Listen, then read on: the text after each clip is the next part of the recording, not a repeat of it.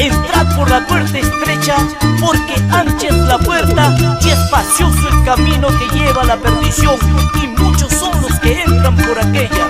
Porque estrecha es la puerta y angosto el camino que lleva a la vida eterna en Cristo Jesús.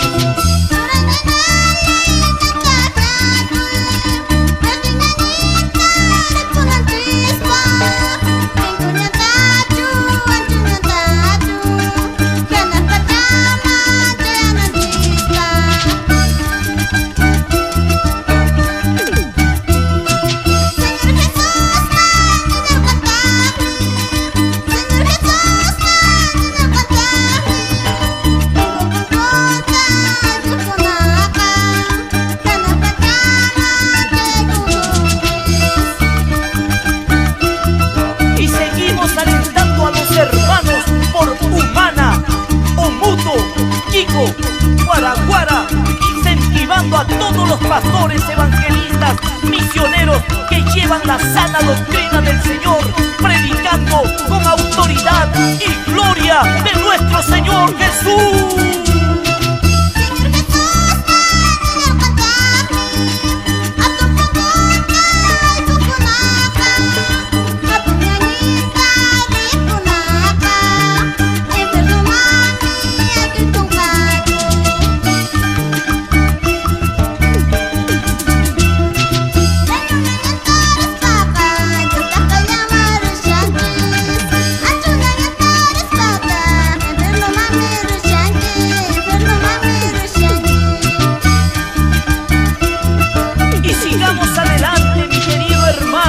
Encomienda a Jehová tu camino